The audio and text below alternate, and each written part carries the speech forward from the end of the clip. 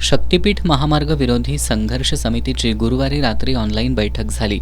या बैठकीला 12 जिल्ह्यातील प्रतिनिधी उपस्थित होते। याशिवाय विधान परिषदेतील काँग्रेसचे गटनेते आमदार सतेज पाटील, आमदार कैलास पाटील, स्वाभिमानी शेतकरी संघटनेचे नेते माजी खासदार राजू शेट्टी, माजी आमदार वैभव नाईक आदी मान्यवर या ऑनलाईन बैठकीसाठी उपस्थित होते। या बैठकीत बोलताना आमदार सतेज पाटील यांनी आमचा विकासाला विरोध नाही, मात्र गरज नसलेला शक्तीपीठ महामार्ग शेतकऱ्यांच्या माथी मारू नका असं सुनावलं। महामार्ग बांधणी कामात हजारो कोटींचा भ्रष्टाचार होणार आहे। 86,000 कोटीचा शक्तीपीठ महामार्ग करण्याऐवजी माहूर ते अंबाबाई अशा विविध तीर्थक्षेत्रास प्रत्येकी 1,000 कोटी रुपये द्यावेत। या महामार्गाविरोधातील लढा अधिक जोमानं लढला जाणार असल्याचं आमदार सतेज पाटील यांनी सांगितलं।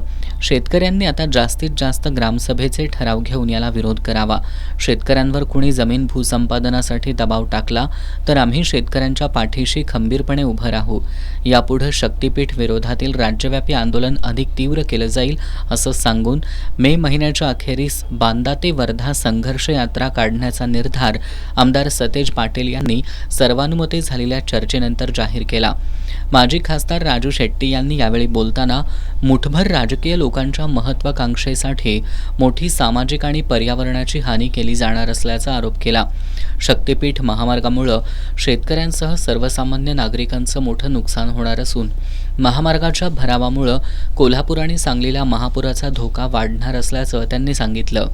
सह्याद्रीचा डोंगर फोडून हा रस्ता केला तर पर्यावरणाची सर्वात जास्त हानी होणार आहे। त्यामुळे राज्य सरकारचा हा तुघलकी निर्णय हाणून पाडण्यासाठी शेतकऱ्यांसह सर्व घटकांनी सहभागी होणं गरजेचं असल्याचं राजू शेट्टींनी सांगितलं।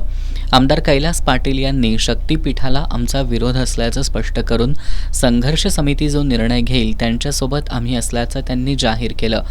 माजी आमदार वैभव नाईक यांनी यावेळी बोलताना सिंधुदुर्गातील सत्ताधाऱ्यांनी झुंडशाहीचं वक्तव्य केलंय, मात्र शक्तीपीठ विरोधातील लढ्यात आम्ही सहभागी असून बांदामध्ये लवकरच बैठका घेऊन याबाबत शेतकऱ्यांमध्ये जनजागृती करणार असल्याचं सांगितलं।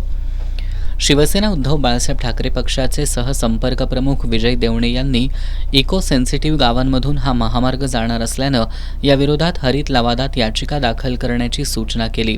याशिवाय टप्प्याटप्प्यानं आंदोलन अधिक तीव्र करूया आणि शेतकऱ्यांच्या जनावरांसह जिल्हाधिकारी कार्यालयावर मोर्चा काढूया असं आवाहन देवणे यांनी केलं।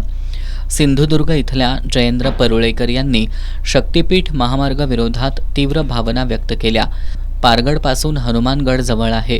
छत्रपती शिवाजी महाराजांच्या पदस्पर्शानं हा हनुमानगड पावन झालाय, पण या गडाचे बुरुज ढासळून शक्तीपीठ महामार्ग केला जाणार आहे। राज्य सरकारच्या भ्रष्टाचारामुळे छत्रपती शिवाजी महाराजांचा गड देखील उद्ध्वस्त केला जाणार असल्यानं शक्तीपीठाचा प्रयत्न उधळून लावूया असं आवाहन त्यांनी केलं। सोलापूरचे विजयकुमार पाटील यांनी शक्तीपीठ महामार्गाला टोकाचा विरोध असतानाही राज्य सरकार आपलं ऐकत नाही असं सांगून आता भूसंपादनासाठी आलेल्या 12 जिल्ह्यातील प्रांताधिकाऱ्यांचे पाद्यपूजन करूया अशी सूचना केली। बीड जिल्ह्यातील ॲडव्होकेट अजय पुरांडे, लातूर जिल्ह्यातील गजेंद्र होळकर, सिंधुदुर्ग जिल्ह्यातील सतीश लळित, सांगली जिल्ह्यातील उमेश देशमुख, नांदेड जिल्ह्यातील सतीश कुलकर्णी, धाराशिव नगर जिल्ह्यातील अभिजित देशमुख, बाळासाहेब गावंडे, परभणी जिल्ह्यातील गोविंद राठोड, वर्धा जिल्ह्यातील संतोष डमके आदींनी या ऑनलाईन बैठकीत आपलं मनोगत व्यक्त करत शक्तीपीठ महामार्गाला तीव्र विरोध दर्शवला। कोल्हापुरातून गोकुळचे संचालक शशिकांत पाटील सुयेकर, बयाजी शेळके, प्रकाश पाटील, बाजार समितीचे संचालक सुयोग वाडकर, कळंब्याचे सरपंच सुमन गुरव, कमर्शियल बँकेचे संचालक युवराज गवळी हे देखील अजिंक्यतारा कार्यालयातून या बैठकीसाठी उपस्थित होते।